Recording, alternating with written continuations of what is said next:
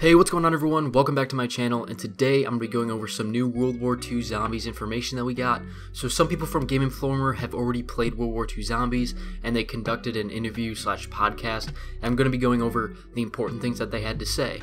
First off, they began by saying that they experienced about 30% of the main path during the 13 rounds they played. I'm going to assume that they mean they were able to open up about 30% of the map, so they didn't get to see like 70% of the map, which is pretty impressive because that seems like there should be a lot of things to do in World War II Zombies. Also, a lot of the team working on the Zombies game mode worked on the game Dead Space, and Activision really wants to get the point across that this Zombies mode is going to be dark and scary like Dead Space.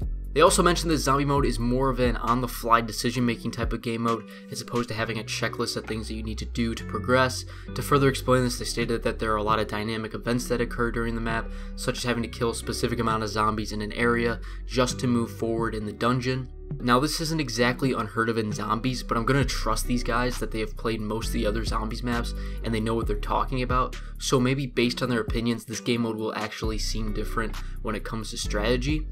And this is the exact quote they had to say about the dynamic maps. Make no mistake, it's still a wave-based mode, but you're right when you say it's more dynamic. One of our early objectives was to power up some kind of freaky Tesla-like device, which meant following several power cords along the floor and flipping switches. That played out fairly predictably, requiring us to provide backup for our switch buddies as they worked on repairs. The interesting part came later when the device was powered on. A weird apparatus mounted on the ceiling sprung to life, slowly making its way along the corridor. As it progressed, we needed to kill zombies within the energy field to keep it powered on. It's a relatively simple task, but it required everyone to wait for zombies to be in the correct position before blasting them apart.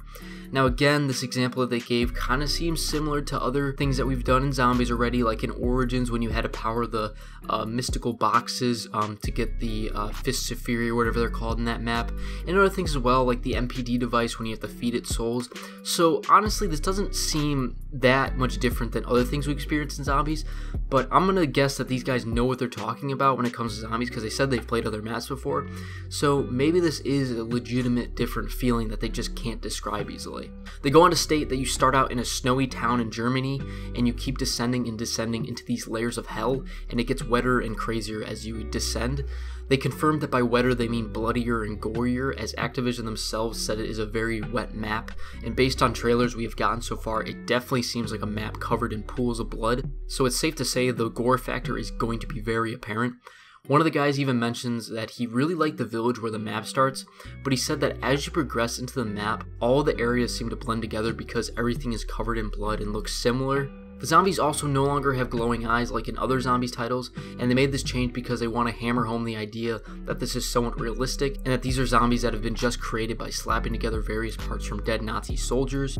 Moving forward, we have already heard of Tesla weaponry and other Zombies leaks, and they once again confirm that while descending you're trying to create Tesla weapons, so there are going to be multiple Tesla weapons to create, and my guess is that these are essentially the wonder weapons of World War II Zombies. They further explained the special abilities that were hinted before, and they essentially work by charging a bar on the screen, and when it's charged, the special ability can be activated. The offensive role was unlimited ammo, which lasted for about a minute, and the support role gives you the ability to cloak yourself and avoid detection, and he said it definitely came in handy when he wanted to revive other teammates. As mentioned previously in this video and in other articles, they talk about how this isn't just round-based, but it's also event/location-based, which means that depending on where you are on the map, you can trigger zombies to come after you, and he said it was similar to the feeling of being in a haunted house because he didn't know where or when to expect these events to be activated. He mentioned that these things can occur after opening new doors on the map as well. Continuing on, this map is essentially the tour of the laboratories where the zombies were created, and it really shows off that these zombies were slapped together by straps and bolts, and they once again mention that these zombies are controlled by the nervous system, and these zombies get their powers by being tortured. They mentioned that in their final round they faced what they assumed to be a boss zombie, which looked like it was made from several corpses, and it attacked them with fire. And we already know from previous articles this boss zombie is called the Titanic zombie because it's made from several corpses and it attacks with fire. At the end of the article, they talked about what they want to see more in Zombies from this game mode because they only got to play for 13 rounds. So they said they really want to take a lot more time to check out the perks, unlockables, and customization options. With that said, he doesn't think he'll be running the support class, but he is glad that they're moving towards a more slightly RPG style rather than previous versions where you're just grabbing guns and running around. This statement shows that perks are obviously returning and confirms that classes will be customizable, which we talked about in my last video. Also, once again, they mentioned that this version of Zombies is less about getting ammo and then running around and killing them, and it's more of an RPG. And while I find it hard to believe that the feel will be that much different, there must be some changes because otherwise both of these guys would not be pointing it out so often. Anyway, that is it for this video. Hopefully y'all enjoyed. Be sure to check out the video that I made a couple of days ago talking about World War II Zombies. Also, if you like this video, feel free to hit that like button and subscribe if not done so already. Also, leave your comments in the comment section below on your ideas and what you think about all the information we have been given so far. Anyways, I'll see you in the next video.